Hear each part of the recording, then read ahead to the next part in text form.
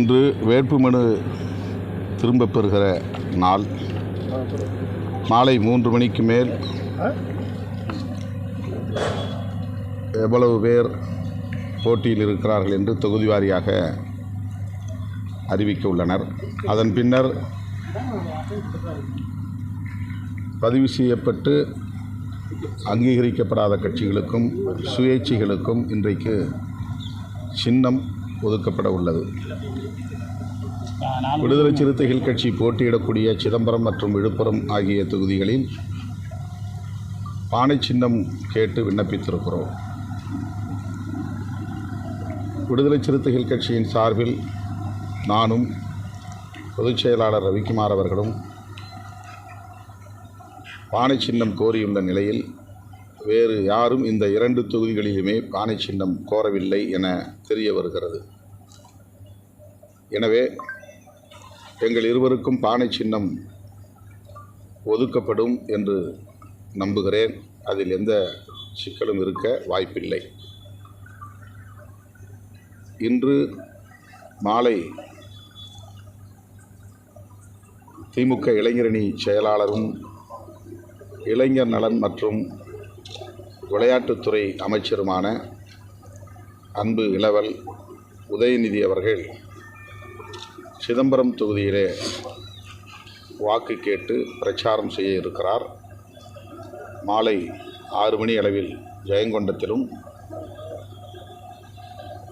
அதன் பின்னர் காட்டுமன்னார்குடியிலும் வாக்கு சேகரிக்கிறார். நாளை காலை சிதம்பரம் நகரத்தில் வாக்கு சேகரிக்கிறார். ஏப்ரல் 3ஆம் தேதி மக்கள் நீதி மையத்தின் நிறுவனரும் தலைவருமான நடிகர் கமல்ஹாசன் அவர்கள் அரியலூரில் பானை சின்னத்திற்கு வாக்கு கேட்டு பிரச்சாரம் செய்ய இருக்கிறார். ஏப்ரல் 6ஆம் தேதி மாண்புமிகு முதல்வர் அவர்கள் சிதம்பரம் மற்றும் மயிலாடுதுறை ஆகிய 2 தொகுதிகளின் வேட்பாளர்களுக்கு சிதம்பரம் பகுதியில் ஒருங்கிணைக்கப்படுகிற மாபெரும் பொதுக்கூட்டத்தில் பங்கேற்று வாக்கு சேகரிக்க உள்ளார். தமிழ்நாடு முழுவதும் திமுக கூட்டணிக்கு மக்கள் பேராதரவை வழங்குகின்றனர். முதல்வர் செல்லும் இடங்களிலெல்லாம் லட்சக்கணக்கான மக்கள் திரண்டு வருகின்றனர். கடந்த முறை 40க்கு 39 இடங்களில் வெற்றி பெற்ற திமுக கூட்டணி இந்த முறை 40க்கு 40 இடங்களிலும் வெற்றி பெறும் என்ற நம்பிக்கை உள்ளது. தமிழ்நாட்டில் மட்டுமல்ல, தென்னிந்திய மாநிலங்கள் முழுவதும் பாரதிய ஜனதாவுக்கு எதிரான அலை வீசுகிறது.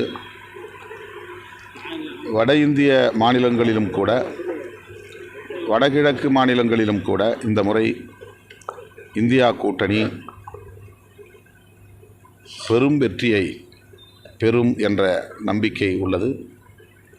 இந்த தேர்தலில் பாரதிய ஜனதாவுக்கு மக்கள் உரிய பாடத்தை புகட்டுவார்கள். இந்த தேர்தல் இந்திய நாட்டு மக்களுக்கும் பாரதிய ஜனதாவுக்கும் இடையில் நடக்கிற நாட்டின் விடுதலைக்கான 2ஆம் சுதந்திர போர். ஆகவே இந்த போரில் மக்கள் வெல்வார்கள். பாரதிய ஜனதா தூக்கி எறியப்படும் ஆட்சி பீடத்திலிருந்து என்று நம்புகிறேன். கூட்டணி கட்சியை சார்பா மதிமுக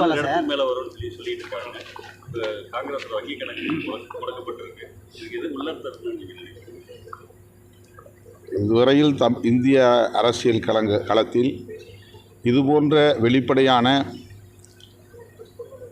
நடவடிக்கைகள் ஒரு கட்சிக்கு எதிராக அல்லது எதிர்க்கட்சிகளுக்கு எதிராக தேர்தல் ஆணையம் செயல்பட்டதில்லை.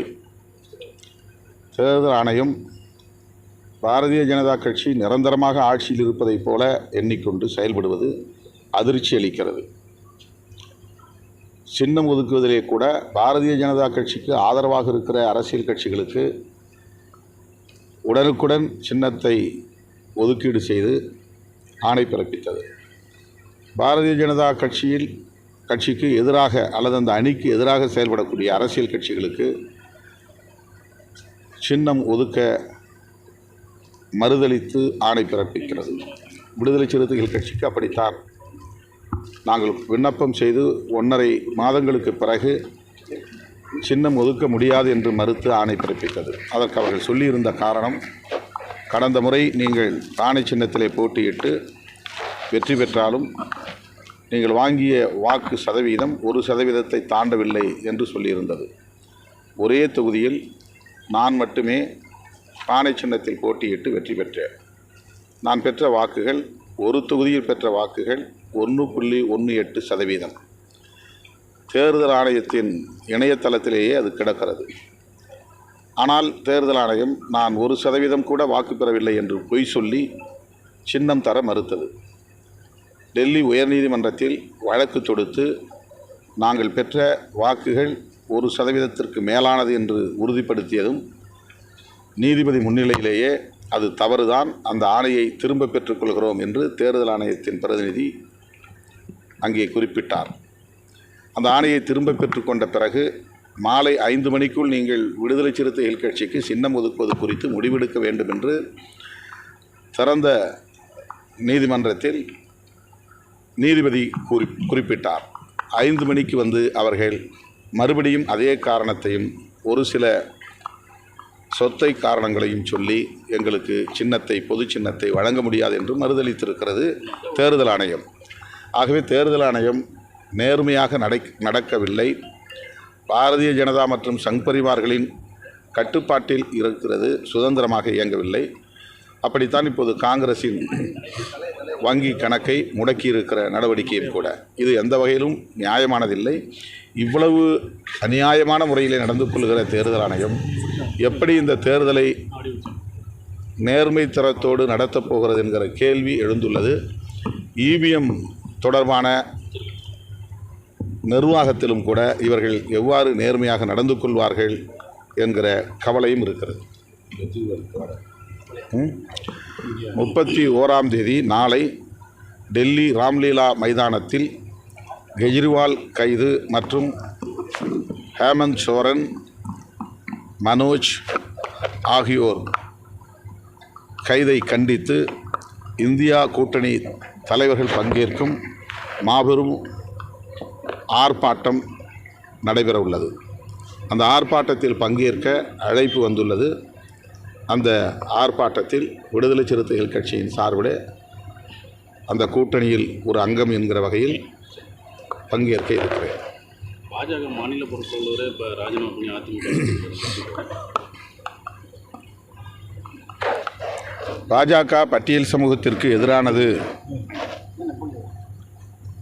பழங்குடியினத்திற்கு எதிரானது, சமூக நீதிக்கு எதிரானது, புரட்சியாளர் அம்பேத்கர் வகுத்தளித்துள்ள அரசமைப்பு சட்டத்திற்கு எதிரானது என்று தொடர்ந்து விடுதலை சிறுத்தைகள் கட்சியின் சார்பிலே பேசி வருகிறோம். சொல்லப்போனால் கடந்த 10 ஆண்டுகளாக இந்த கருத்தை வீதிக்கு வீதி, மேடைக்கு மேடை நான் பேசி வருகிறேன். இன்றைக்கு அதை உணர்ந்து இந்த பட்டியல் அணியின் தலைவர் பாஜகவிலிருந்து வெளியேறியிருக்கிறார் என்பது ஆறுதல் அளிக்கிறது. அந்த முறையோட இந்த முறை வாக்கு சதவீதம் எப்படி இருக்குங்க? இந்த முறை சிதம்பரம் தொகுதி மக்கள் என்னை பெருவாரியான வாக்குகளின் வித்தியாசத்தில் வெற்றி பெற வைப்பார்கள் என்று நான் பெரிதும் நம்புகிறேன். அந்த தொகுதி என்னுடைய சொந்த தொகுதி. நான் திரும்ப திரும்ப அந்த தொகுதி மக்களை சந்திக்கிற வகையில் இந்த முறையும் போட்டியிடுகிறேன். 1999 முதலாக நான் ஒரு வேட்பாளராக போட்டியிட்ட போது தேர்தல் களத்திலே ஒரு அங்கீகாரத்தை தந்த தொகுதி, அரசியல் சக்தி என்று என்னை அடையாளப்படுத்திய தொகுதி. ஆகவே என்னுடைய சொந்த தொகுதியில் மக்களை நம்பி நான் மீண்டும் களமிறங்கியிருக்கிறேன். திராவிட முன்னேற்றக் கழகத்தின் தலைவர் அண்ணன் தளபதி ஸ்டாலின் அவர்களின் தலைமையிலான கூட்டணி பலத்தோடு ராகுல் காந்தி அவர்கள் முன்னெடுத்து உருவாக்கியிருக்கிற இந்தியா கூட்டணியின் மீது மக்கள் வைத்திருக்கிற அந்த நன்மதிப்பு என்கிற பலத்தோடு என்னுடைய சொந்த தொகுதி என்கிற முறையில் மக்கள் என்னை அங்கீகரிப்பார்கள் என்கிற நம்பிக்கையோடு மீண்டும் இந்த களத்தில் நான் இறங்கியிருக்கிறேன். பெருவாரியான வாக்குகளின் வித்தியாசத்தில் மக்கள் என்னை தேர்ந்தெடுத்து நாடாளுமன்றத்திற்கு அனுப்பி வைப்பார்கள் என்ற நம்பிக்கை உள்ளது. விளிம்பு நிலை மக்களுக்கான எனது குரல் தொடர்ந்து ஒலிக்கும் என்று தெரிவித்துக் கொள்கிறேன். பிஜேபி தரப்புல பிரச்சாரம் பாஜக மாநில போராட்டங்கள் தமிழ்நாட்டில் அந்த போராட்டங்கள் வந்து திருப்திப்படுத்துறதுதான்